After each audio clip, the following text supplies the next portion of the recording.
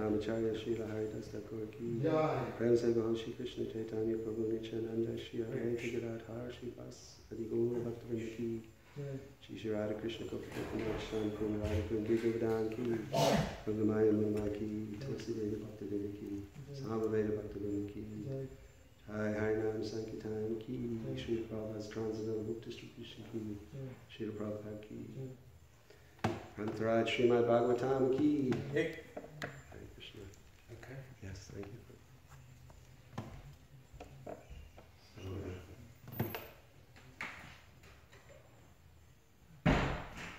So apologies, I don't speak French, not that so many people here. So we're reading from the Srimad Bhagavatam, Canto 10, Chapter 3, text number 20. Om Namo Bhagavate Vasudevaya. Om Namo Bhagavate Vasudevaya. Om Namo Bhagavate Vasudevaya. Om Namo Bhagavate Vasudevaya. Om Namo Bhagavate Vasudevaya. Om Namo Bhagavate Vasudevaya.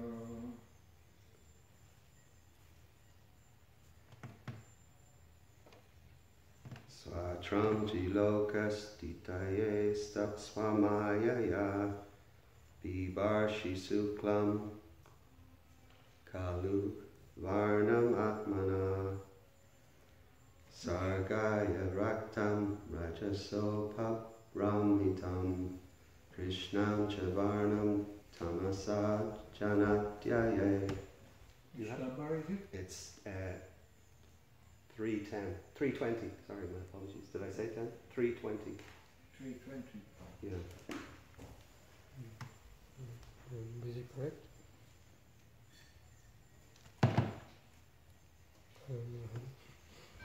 Oh, yes, thank you, Phil. Yeah.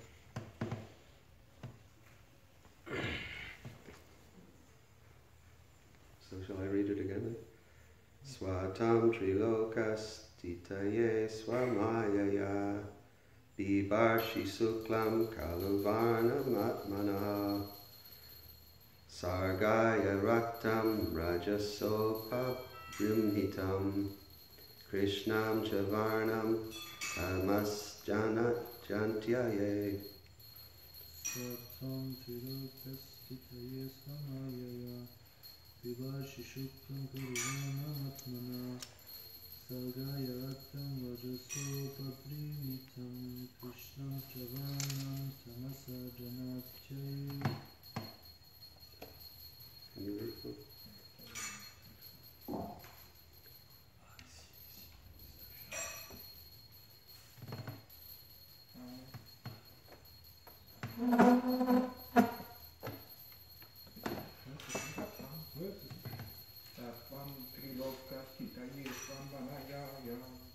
Bibarchiu Shukam Karuvarnamatmanaha Ravajarattam Rajajopam Grihitam Krishnam Chavarnam Tamasajanatyayati.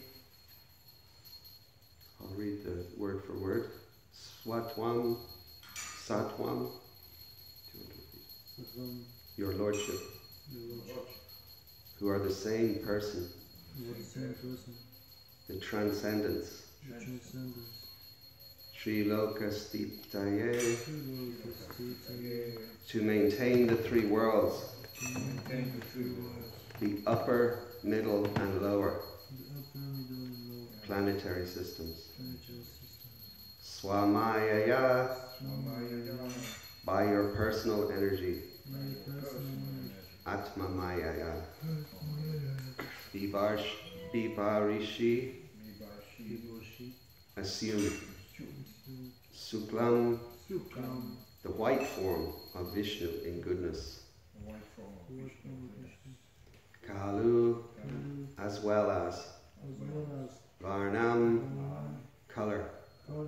Atmanaha, of the same category as you. Vishnu Tattva.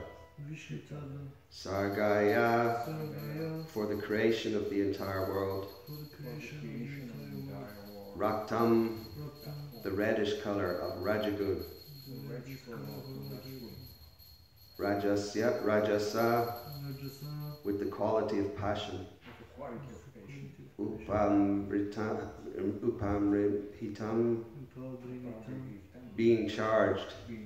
Krishnam, cha, and the quality of darkness. Varnam, the color. Tamasa, which is surrounded by ignorance. Jnana Atyaye, for the ultimate destruction of the entire creation. So the translation and purport by Srila Prabhupada. My Lord, your form is transcendental to the three material modes, yet for the maintenance of the three worlds, you assume the white color of Vishnu in goodness for creation, which is surrounded by the quality of passion.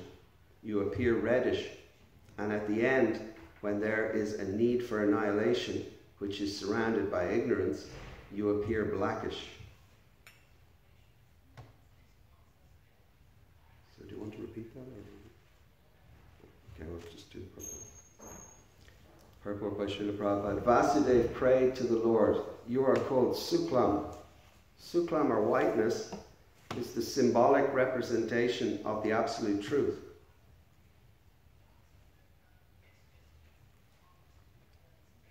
Because it is unaffected by the material qualities. Lord Brahma is called Rakta, or red, because Brahma represents the qualities of passion for creation. Darkness is entrusted to Lord Shiva because he annihilates the cosmos. The creation, annihilation and maintenance of this cosmic manifestation are conducted by your potencies, yet you are always unaffected by those qualities.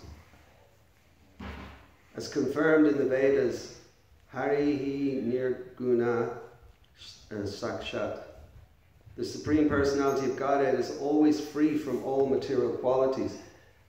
It is also said that the qualities of passion and ignorance are non-existent in the person of the Supreme Lord. In this verse, the three colors mentioned, Sukla, Rakta, and Krishna, are not to be understood literally in terms of what we experience with our senses, but rather as representatives of Sattvagun, Rajagun, and Tamagun. After all, sometimes we see that a duck is white, although it is in Tamagun. The mode of ignorance, illustrating the logic called Bhakananda Nyaya. The duck is such a fool that it runs after the testicles of a bull, thinking them to be hanging fish that can be taken when it drops. Thus the duck is always in darkness. Vyasadeva, however, the compiler of Vedic literature, is blackish, but this does not mean that he is in Tamagun. Rather, he is the highest position of Sattvagun, beyond the material modes of nature.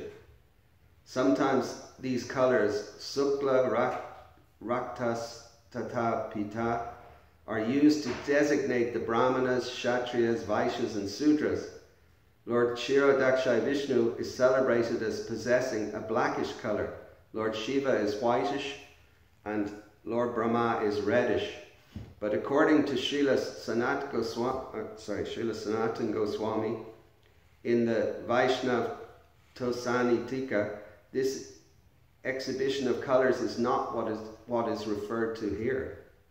The real understanding of Sukla, Rakta and Krishna is as follows. The Lord is always transcendental, but for the sake of creation, he assumes the colour Rakta as Lord Brahma. Again, sometimes the Lord becomes angry, as he says in Bhagavad Gita 16:9, Tanaham Dvishtita Kurunan Samsreshu Naradamam Shipyami Ajasram Ashubham Ashubhi Evayonishu. Those who are envious and mischievous, who are the lowest among men, are cast by me into the ocean of material existence, into various demoniac species of life. To destroy the demons, the Lord becomes angry, and therefore he assumes the form of Lord Shiva. In summary, the Supreme Personality of Godhead is always beyond the material qualities, and we should not be misled into thinking otherwise, simply because of sense perception. One must understand the position of the Lord through the authorities of Mahajans, as stated in Srimad Bhagavatam 1:3-28. Ete chamsa kalo pumsa krishnastu bhagavan swayam. So, Om Jnana Timarandasya Jana Jana Shalakaya Chakshurum Meditam Yena Tasmai Shri Gurave Namah Shri Chaitanya Manovistam Stapitam Yena Bhutale Swayam Rupam Bhaktisman Prantiham Shri Krishna Karuna Sindhu Dinabandhu Chajakate Gopesha Gopukatanta Radha Stite Kanchana Gaurave Radhe Vrindavaneshwara Rishabhanamste Devi Anamani Hari Preve Panchakalpa Chudescha Kripasindhu Bevacha Patitanam Pavanibhyo Vaishnavibhyo Namo Namaha Jai Shri Krishna Chaitanya Prabhu Nityananda Shri Advaita Gadadhar Shivasari Gaura Hare Krishna Krishna Krishna Hare Hare Hare Rama, Rama Rama, Hare Hare. So I'll read the translation again. My Lord, your form is transcendental to the three modes, to the three material modes. Yet for the maintenance of the three worlds, you assume the white color of Vishnu in goodness. For creation, which is surrounded by the quality of passion, you appear reddish. And at the end, when there is a need for annihilation, which is surrounded by ignorance, you appear blackish. So this is a really amazing verse, actually, and purport. I had it only a short time before because it was sort of a bit of a last-minute class, but there's so much in this that we could just go so deep into, and philosophically. It's quite amazing. So it's nice to be able to speak a little bit on this subject. This, that Krishna is, as Krishna says, all these are my separated energies, but he said, they all reside in me, but I am not in them, isn't it? I am not in them. So this verse, the last verse that was in the purport, was from was it the first canto? Sorry, I just messed up here.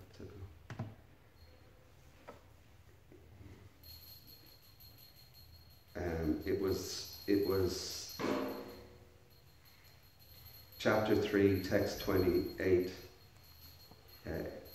Ete chamsa kalo pomsam Krishnastu Bhagavan Swayam Indrari Vyakulam Lokam Mridyanti Yuge Yuge. All of the above mentioned incarnations are either plenary portions or portions of plenary portions of the Lord, but Lord Sri Krishna is the original personality of Godhead.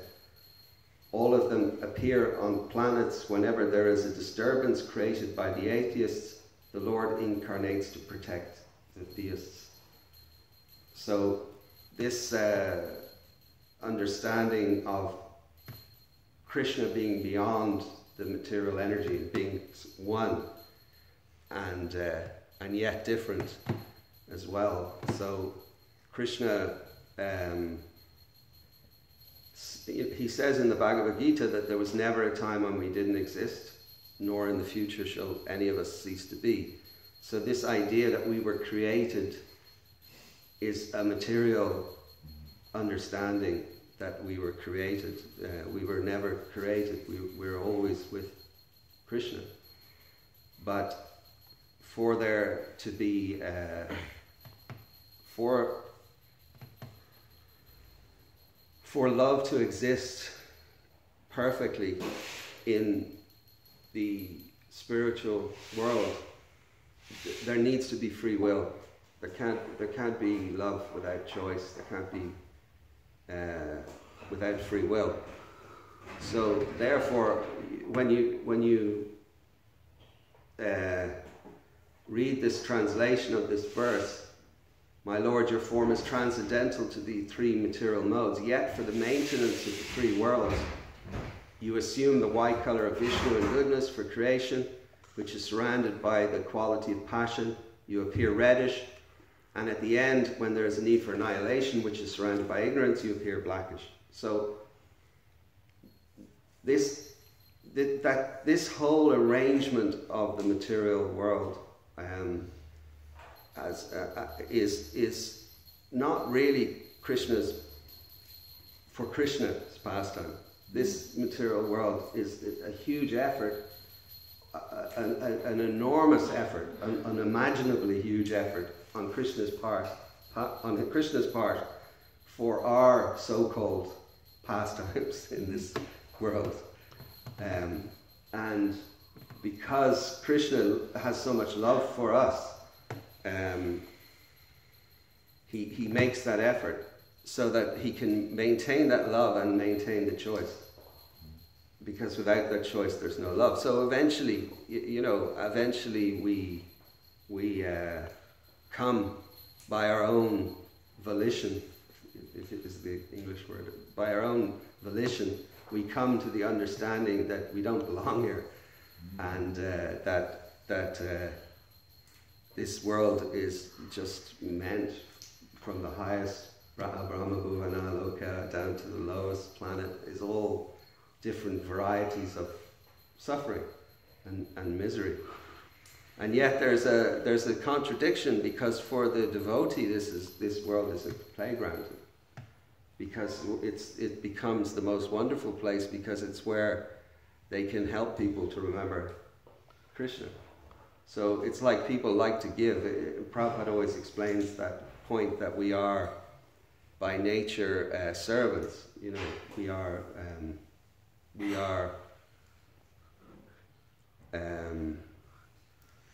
We're designed, our dharma. Prabhupada explains it's our dharma, which as he explains is a much stronger word than our religion. It doesn't mean our religion. It means our function, our nature is to be servants. And yet we're trying to be masters, and that's why this world is made, so that we can try to be masters. But we become happy when we become servants. It's just human nature. Even not spiritually, even materially, we see it. If you see in the West, the biggest festival of the year is the Christmas festival. And we know that when people give presents, it's actually a much nicer experience than getting. Even though the mind might say otherwise, actually the experience is definitely giving is much more pleasurable. So it is our nature to want to serve, and that is because our original position is to be in a sort of state of competition of service amongst everybody, you know, and the material energy is the reflection. We know from many times, Prabhupada explains it very well, that the material world is the reflection of the spiritual world. So in the reflection we think that the position of servant becomes the lowest, but in the reality it's the highest. And yet we also live in both realities. So this is the Achintya Bheda Tattva, you know, this simultaneously one and different, you know. So in a sense we are not this body, we're a spirit soul. We are in a journey through many bodies, having a temporary experience, and we're taught that it's a real experience by our acharyas, and we are taught that this concept that you know, that spirit is truth and matter is false is an incomplete understanding. It's an incorrect understanding on one level, but at least it's incomplete. It's an incomplete understanding. So Srila Prabhupada teaches us that matter is real, but it's temporary. So by our own understanding we can begin to see the sort of futility of acting for something that we don't own and we never will own, and we just have the illusion of owning it. But yet it's real.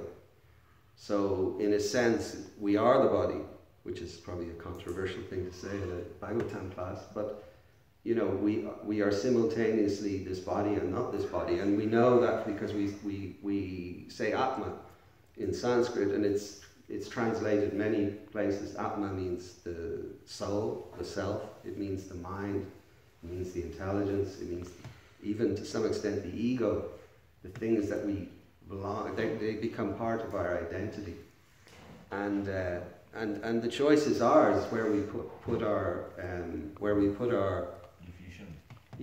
where we decide, okay, well, you know, I wouldn't say it's ours. The choice is there that we you know, in any stage we choose to serve or to become master. You know, we choose to, like an Aborigine, for example, might see a mountain and think this is the greater than me, and they may try to like offer prayers and everything because they see something is greater than them. So it's the same process. Eventually we come to see, you know, Vasudeva Sarvamiti, you know. But in the meantime we choose all the time, and those choices then lead us into different experiences, and eventually those experiences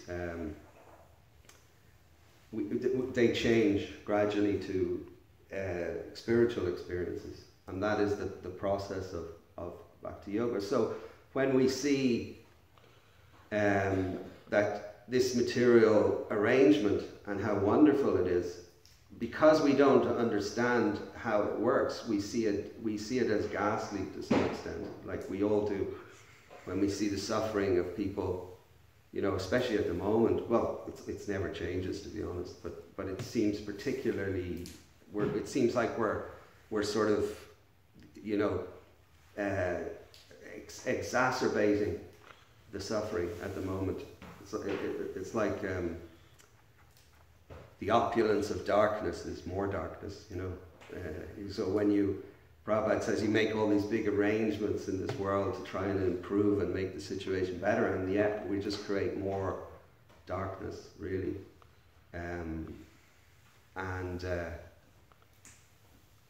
But this is Krishna's arrangement, and if we understood it properly, if we really understood it, we would see the beauty in it.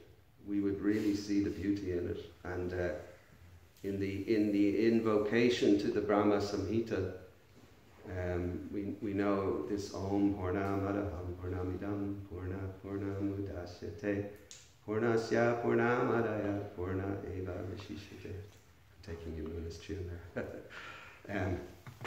But you know, it's the personality of Godhead is perfect and complete, and because he is perfectly complete, all the emanations that come from him, including these worlds, are perfectly equipped as complete wholes. And even though they remain, so many emanations come from him, he remains the complete balance. So when we look and we think, how is it perfect? You know, it doesn't seem perfect. When we see children suffering particularly, it's a very painful experience. And so how do we see the perfection? So it's only really when we understand the spiritual nature that we can imagine, you know, we talk, Prabhupada says we came from Krishna, we were with Krishna. I heard him again, just saying the same thing, I think this morning on a class. And he was saying, you know, originally we came from Vaikuntha. That's what he said actually at that time. But he says different things. But he says our original consciousness is Krishna consciousness. So, compared to, you know, Krishna comes, Kalasmin, comes to the world as time. And we are all sort of serving time here indirectly. So we haven't changed our position. We're still servants, but we're doing it indirectly. And so if we see, he comes as time into this world, and he comes as the three modes, as it says. It describes how the material energy is one until the three modes, I think it's in the next verse actually, possibly. The three modes sort of agitated, and it becomes three because of from Krishna. So he does that in order that if you compare our original position being with Krishna, and by our own free will we step out of that relationship, from the perspective of Krishna, from the perspective of our real nature, there's no time. There is no time. Time only comes into this world. So we can say, oh, it's just like a moment away, but it's not even a moment. There's no time. It's only a material construct. So, you know, all these questions about why the material world and why we're here, and for the devotee, they know that everybody is just not even a second away from remembering. It's the experience that they're having here is just to go, wow, now I know what it's like to try to be without Krishna. It's impossible, you know, it can't be done, and yet even if it could, it would be horrific, you know, and it's just a relief, basically. So that's the devotee's vision. Devotee sees that, and we can hear from the devotee then how they can see that, you know, and that is the Uttama position. But the Uttama will come to preach as well, so then they will take the Madhyam position in order to make distinctions and have to see, and, you know, okay, I have to decide, like, there's a bit like on a battlefield in a war, you know, you can't save people who can be saved, you know. So it's not again like Krishna's position, where he comes into this world and he separates as Shiva, and and indirectly as Lord Brahma, and he appears as Vishnu. You know, that's like him at the office, really, for us. You know, that's like he's doing that for us. That's his work in a sense, and that's why Krishna is never a part of that. He has nothing to do with that. So he's just in the play, you know, not in the work. And so the English is it behooves us to remember Krishna, you know, to remember. And it's up to us as well, and that's the point of free will. It's on every level. It's up to us to like, we've been given so much tools, and yet we have so many obstacles as well that appear. So it's very simple, but not very easy. as well. You know, it's difficult. But it is up to us. So it's always our choice. And Prabhupada appeals to us so much. He's always appealing to us, you know, to please take this. You know, and sometimes we think, okay, well, we ask, you know, we surrender, and therefore, okay, we've done our job now, take us back to Godhead. But, you know, again, it has to be by choice. It has to be our choice. There's no love. And I was just thinking this with this Achintya Bheda Tattva. It's been on my mind. This Prabhupada in one lecture, he said that every aspect of our philosophy can be understood through the vision of Achintya Bheda Tattva. Every aspect. So he gives some examples, simple of the sun coming in, but he actually says that every aspect of our philosophy can be understood through Achintya Bheda Tattva. So there's unlimited amount of things you could discuss, but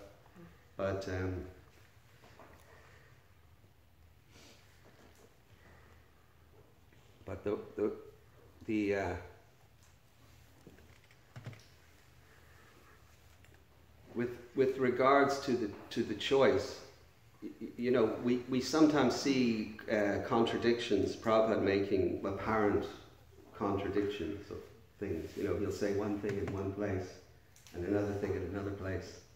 You know, like many times he said, you know, not just he says, but the Acharyas, the Vedas, everything says, you know, there's places where if someone chants Hare Krishna once, they're considered a devotee, a Vaishnava. That's somebody who says the name of Krishna once as a Vaishnava. And on other times, you know, I recently listened to a conversation in Australia, in Melbourne, I think, with one devotee who had gone into a difficult. He had left the movement, and Prabhupada spoke very differently in that case. You know, as this devotee was going through difficulty, he wasn't able to follow Prabhupada's instructions, and he was sort of overwhelmed. You could hear, to my hearing, he was overwhelmed by the material energy. And Prabhupada spoke to him with a lot of love, but quite heavy. It was quite heavy as well. And he said, you know, he gave the example of the story, I think it was a king or a prince or someone, when he was asking a yogi about his advancement, and the yogi said, oh yes, I can stand in water, ice in the middle of winter to my neck and I'm not disturbed, you know. So I'm making some progress. So the king was doubtful, and he asked him to demonstrate it. I'm going to tell the story a little long maybe, but so when the yogi was demonstrating, the king noticed that up on the hill there was a window, and in the window was a lamp. And he said the yogi by some means is taking the heat from the lamp, and that's how he's doing it. So, because he had offered him some dakshin if he could do it, you know. So then he was refusing. So his servant was a bit of a devotee, you know, I think, or he was advanced anyway, and he became disturbed. He was disappointed with the king. So the next day, the king was ready to go, and he said, okay, I want to take lunch before I go, and then I have to go. And the servant said, okay, it's just coming, you know. So the king is waiting, and then it's getting closer to when he has to leave, and the servant's just coming, just now coming. So the king eventually became disturbed, and he came in, and he saw that the cooking pots and everything, there was a little candle to cook. And the king said, what? He became, you nonsense, what are you doing, you know? And the servant said, well, you said yesterday about the yogi could do it, so if the yogi can do it, then I can do it, you know? And the king, he became immediately humble and realized he had made a mistake. So he was saved by his servant from a great offense. So Prabhupada used that example, and he was saying that, yeah, when there's smoke, you know, when you light something, there's smoke. So the smoke is not fire. But obviously you can argue, well, where there's smoke, there's fire. And we do in the West, and we say, in the English, we say, wherever there's smoke, there's fire. Prabhupada said, yes, you can give that philosophy, and you can use that philosophy. And he said, but try cooking. It'll take you 300 years, he said. 300 years if you're going to cook with the smoke. You know.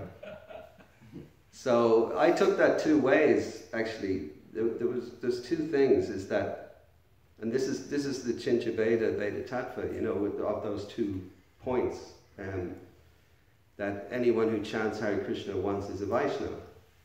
And then Prabhupada's other point about, you know, to bring us to try to become devotees, you know. So, and both are true, which is the amazing thing. Because if you look at it through the Chincha Veda Tattva, they're both true. So when we look at a devotee, if we think of eternity, like how many lives have we spent?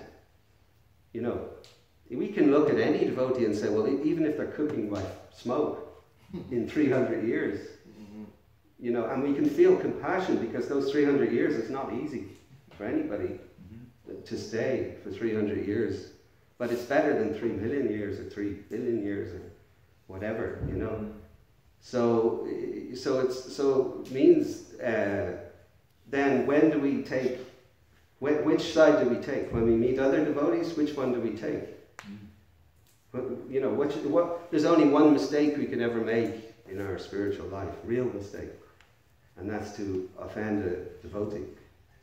That's like, you know, even Krishna is tolerant of offenses to himself, but offending a devotee.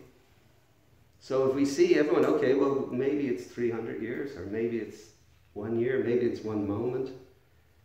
It doesn't matter. We're all going to be like dancing with Lord Chaitanya, hopefully, you know, and with Prabhupada in the middle, and you know, it doesn't really change how we should relate, because we should see that everyone is a devotee, you know, who's chanting Hare Krishna. You know, if we're more advanced, maybe we can see further, but at least who's chanting Hare Krishna. But for ourselves and for anyone we are responsible, we have responsibility to help, or whatever it is, then we have to see the other way, because that's our service. And for ourselves, it's certainly our service to see it that way, you know, and to get help. I mean, it's not like even so much struggles we all go through, and we don't sometimes talk, we don't open up, we don't say, because we're frightened of fear of discriminate or whatever it is that we're fearful, because in time we'll see a different thing where, like, you know, it's like we see a person's problem, a difficulty, as an opportunity for service. We see, like, you know, it's the mood of a Vaishnava. And also there's the etiquette, and the etiquette is like Lord Chaitanya describes Vaishnava etiquette as the crest jewel of the devotee. So it's not that we all just turn into like hippie idea, but in terms of the etiquette of actually the etiquette is to protect us for while we're blind, we can't see, then the etiquette protects us, you know. So we have different etiquette with how we deal with each other. Such a wonderful understanding of how to interact with one another. But anyway, so I just thought it was remarkable, because we think of God as being, at least coming from the West, we think of God as being the person who, you know, wants the worship and wants to be, you know, surrounded by all these impoverished people or something. But actually his whole only reason for coming into this world at all is just for us. It's like he's no attraction to it whatsoever. It's like Paramatma. I mean, if you think Paramatma, everyone, he doesn't leave anybody's side. It's quite amazing, you know. But it's for us. It's for our sake. So I'll stop here if anyone has any questions or comments. Or so in the verse it is right that he appears as a black feature yeah. to destroy this world. Well, thank you for saying that, because there's so much in this verse as well, in the purport, that I just got a bit carried away. But there's a... So this, it's described as whitish. So why white is used? See what white? White, excuse me, I've got a two thing. White, drink some water. And Prabhupada explains how the symbolic representation of the absolute truth is white, because of the absence of... It's the absence of filters. It's the absence of modes. But he explains it's not the color of... It's not like the white, like we think of the color of a skin or something like that. It's not that at all. So it's in... I'll just read this bit. In this verse, the three colors mentioned, Sukla, Rakta, and Krishna, are not to be understood literally in terms of what we experience with our senses, but rather as representatives of Sattvagun, Rajagun, and Tamagun. After all, sometimes we see, this is where he gives the example of a duck. The duck is white, although it is in Tamagun. So the mode of ignorance, illustrating the logic called Ananda Nyayana. The duck is such a fool that it runs after the testicles of a bull, thinking them to be a hanging fish that can be taken when it drops. Thus the duck is always in darkness. So I don't know who came up, who noticed that, but like the duck obviously following the bull. But it's a really funny story, because it just shows like our position in this world, you know.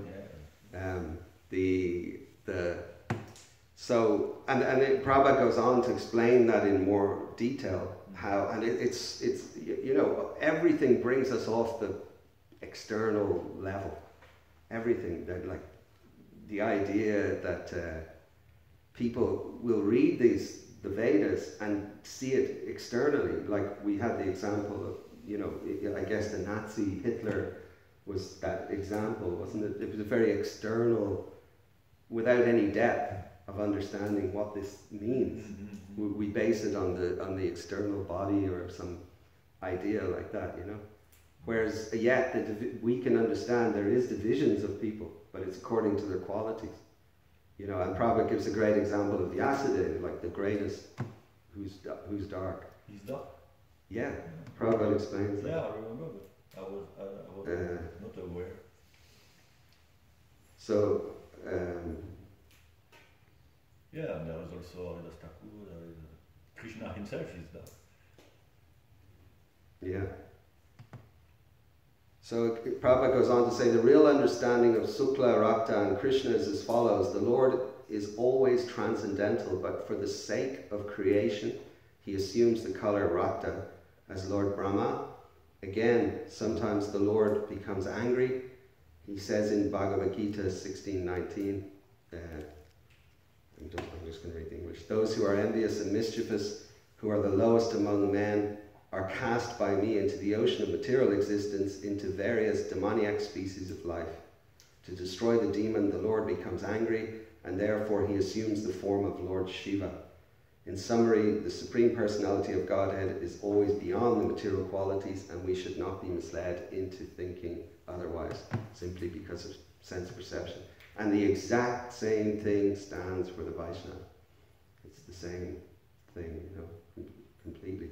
I mean, I remember when I first came to Krishna consciousness, I thought every Indian was a spiritual person, like literally, because in Ireland we didn't have a multicultural society. We didn't at all, until suddenly it became multicultural really fast, you know. But before I'll tell you, this is. Actually, I probably shouldn't say it. It's like no, just to give an example, I'll say it. We had a friend, who was a friend of my brother's in my school, and he was black, and he wasn't black. Like you're from Brazil, Yeah.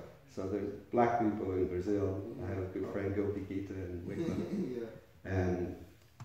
But he was actually, because I just met him recently, and he was a mix, and I thought but he was the only black person we knew. The blackest. He was the only. And the weirdest thing is, I met another devotee, and he was called Frank, but everybody called him Black Frank. Which was ignorance more than racism, you know. But I met another devotee, and he heard what school I went to, and he said, "Oh, do you know Black Frank? Did you know Black Frank?" And I was like, I'm the only person you could say that to, you know. But yes, that's what it was like. So for me, when I started to read, I thought every Indian was like a sadhu, you know.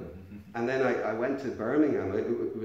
I'd been in the movement just for a few years, and I was with Prabhu, and he decided we're going to Birmingham, you know, which to me was like hell. It was hell, you know. I mean, I remember, I think it was Sri Ananda Maharaj went to Birmingham, and when we were leaving, he said, "Birmingham is a great place to leave." Sorry for anyone from Birmingham. But anyway, and I remember trying to do book distribution for the first time, and it was like torture. But I kept trying to stop the Indian people, because there's loads of Indian people, you know. And I was so disappointed. It was like no one was interested. You know. And as soon as but you know, saying that, like there's obviously the most amazing sadhus from India as well. Like, it's amazing, you know. So it just doesn't. You can't. And we're always warned, you know, don't try to measure Vaishnava by some external thing, you know. So that's really what it was. Anyway, I'm sorry. Thank you for getting me to clarify some of the things. Anything else? Any comments? Yeah, I realized that when you say that Krishna doesn't bear that we offense devotees, and you talk about the eternity, so it makes me realize that because became devotee is very precious. So that's why Krishna don't like we offense devotee. What was the word you said? Sorry. Precious. Before became. Become. Oh yeah. Yes. It's very precious. Not everybody become devotee because not such a lot. But not So often the devotee is very comment on dit grave, très grave. Grave.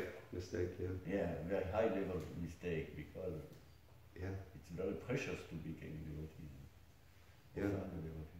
That's just what I realized when you say, because we talk about eternity. So.